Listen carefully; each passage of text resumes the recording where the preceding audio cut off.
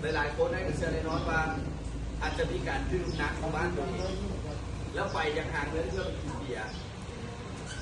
ไปในสิ่งที่มันที่ให้ตัวเองเป็นเรียกพอถนัดเนาะตัวนี้ก็ยังขอห้ามไว้ก่อนเนาะกินได้ในมือที่เขาจะเกี่ยวผักโมเป็นกินในมือเขาผักได้เพราะว่าอย่างตื่นเช้ามาเขาดึงไปเรียกอีกสมมติเราผักมือนี้เนาะเมื่อวานนี้เขาจะกินจากกินเมื่อวานนี้แล้วมือที่เขาผักเต็มทีแล้วมือเช้าเขาไปเห็นเรียกได้ปกติโมเป็นเราไปกินเมากินเหล้ากินเบียร์แล้วไปนอนผัก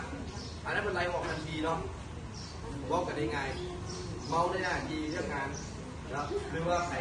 ถึงขั้นว่าไปขับรถขับรางเกิดอุบัติเหตุมานั่นคือผมจะต้องทำผิดชอบในสิ่งที่มันเกิดขึ้นแล้วการใช้โทรศัพท์คือการเพิ่นจ้างเขาไปโมเมนต์เขาจ้างเขาไปลินโทรศัพท์เด้อจะต้องจืดคำนี้ไว้เด้อไอ้สิยกตัวอย่างง่ายๆสมมติว่าเจ้าจ้างนางนี่มาเก็บเบี้ยให้เจ้านะเจ้าอยากให้เรามานั่งลินโทรศัพท์โซ่เจ้าบอกเพิ่นก็คือกันนายจ้างก็คือกันเพิ่นจ้างเขาไปโมเป็นจ้างเขาไปนั่งลินโทรศัพท์ไปแซดหาผู้บอกผู้บ่าวแล้วแต่ผู้สาวเรื่องเบี้ยของเจ้าอยากแซดแล้วก็โมอยากนอนกับเรื่องของเจ้า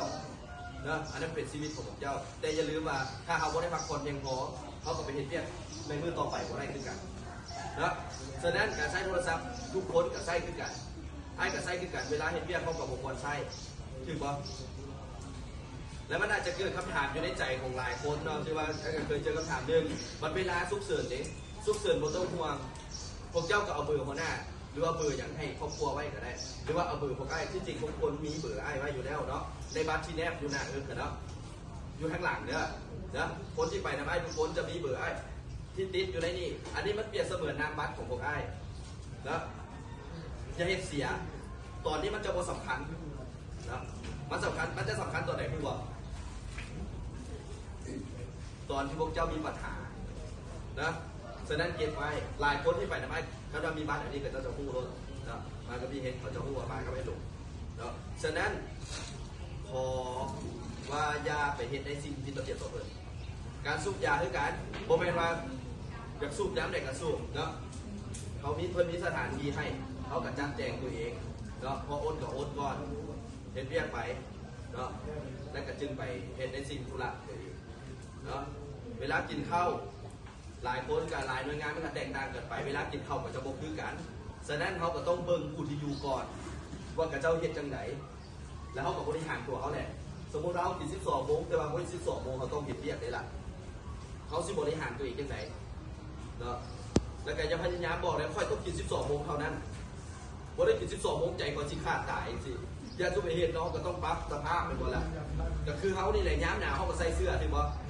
ย้ำเพราะเราก็จะแก้เสื้อกับแก้หมดละเขาต้องปรับสภาพให้มันได้โมเมนต์วัสิดันทุนรักเอาแต่ความคิดของตัวเองเป็นรักกันที่บ่ได้เนาะเขาไปอยู่กับคนหมู่มากเนาะเขาไปอยู่กับสถานที่เห็นเบี้ยหลายคนก็อาจจะเคยไปเห็นเบี้ยมาแล้วหลายคนอาจจะบ่เคยต้องก็ได้ปรับตัวได้ทุกคนนะคล้ายๆผมน้องอยู่แต่ละแขวงนั่นแหละเวลามาอยู่เรียนจัดผมน้องก็ต้องได้ปรับตัวโปรหูอย่างก็ต้องได้ถามคือว่าการถามโปรเป็นสิ่งที่ยิดแต่บันพิษที่ผมเจ้าถามที่โมถือเนาะถามแบบจะเอาชนะกันสินะหูแล้วก็จะถามแบบจะเอาชนะกันสินะอันนี้กับโมถือต้องเนาะโดยเฉพาะกับหัวหน้างานด้วยกันบางครั้งเนาะเพิ่นจะเห็นเรียกหลายเวลาเขาไปถามมันก็ต้องมีเหตุผลถามยังไงถ้าเพิ่นโมวางเขาก็ต้องให้เกียรติเพิ่นก่อนเนาะปล่อยระยะห่างไว้นึง